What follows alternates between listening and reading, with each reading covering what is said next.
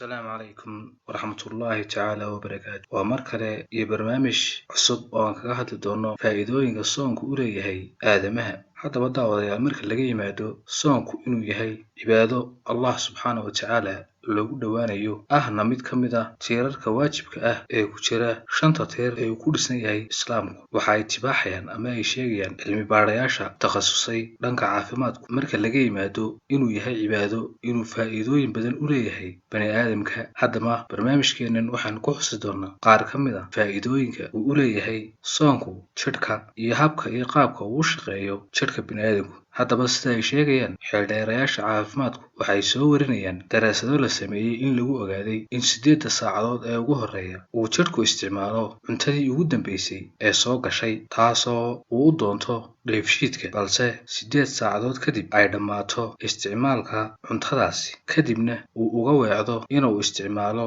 jidhku glucose-ka amaba se tamartii ku kaydsanayd beerka iyo seedaha marxaladda saddexaad ayaa ah inuu isticmaalo duxda iyo baruurta jidhka taasoo hoos u dhigta marka uu burburiyo duxdaas iyo baruurta inuu miisaanka qofku hoos u dhaco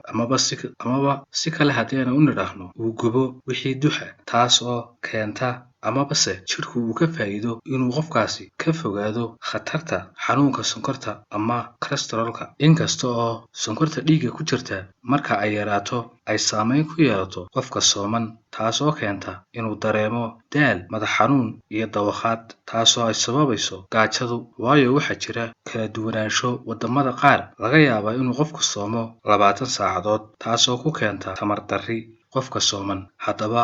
inta uu qofku sooman yahay waxa uu jidhku gubayaa baruurtii iyo duxdii ku jirtay kadibna waxa uu bedelayaa sonkorta dhiigga si uu u isticmaalo jidhku haddaba qofka sooman waxa looga baahan yahay marka uu afurayo inuu isticmaalo waxyaabo dareere ah taasi oo ka caawinaysa inuu si degdeg ah u soo noqdo awoodiisii iyo tamartiisii sababta aan u dooranay inuu qofku badsado waxyaabaha dareeraha ah waxaan uga jeednaa cuntada adag waxay martaa dheefshiid taasoo qaadata waqti ay kula falgasho unugyada jidhka balse dareeruhu si dhaqso ah ayuu ula falgalayaa unugyada jidhka waxyaabaha kale ee la tilmaamayo inay faa'iido badan u leeyihiin taasoo uu sababay soonku waxaa ka mid ah marka la gaadho maalmaha 8aad ilaa 15aad jidhku waxa uu la qabsanayaa soonka sida uu sheegay Dr. Rasim Mahroof oo ah dhakhtar ku takhasusay dawooyinka suuxdinta iyo daryeelka caafimaadka kana shaqeeya isbitaal la yiraahdo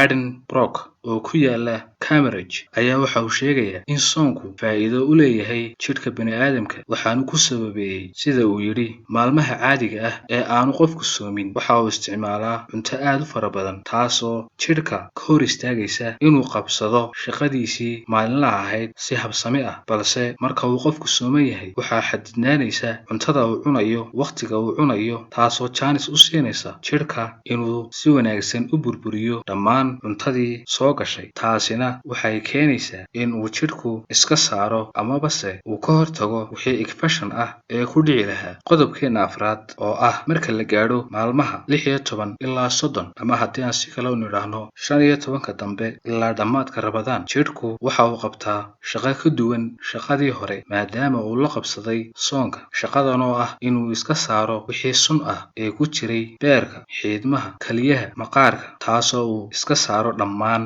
suntii hore ugu kaydsanayd taasoo ah mid faa'iido weyn u leh jidhka bani aadamka iyo habdhiska dheefshiidka haddaba daawadayaal inkasta oo soonku yahay cibaado Allah inagu waajibiyey haddana waxaa ku jira faa'iido aad u weyn oo Allah subxaanahu wa ta'ala uu ugu talagalay xikmad si sanadkiiba mar uu jidhku iskaga saaro wixii sun ah ee ay sababtay cuntadu waayo waxa la yiraahdaa calooshu waa meesha qura ee ay ku dhacaan dhammaan waxa ka soo gala dibadda jidhku haddaba daawadayaal intaan ku kulmayno barnaamijkan mid la mid ah waxaan idin leenahay Ramadaan Kariim assalaamu calaykum wa rahmatullaahi ta'ala wa barakaatuh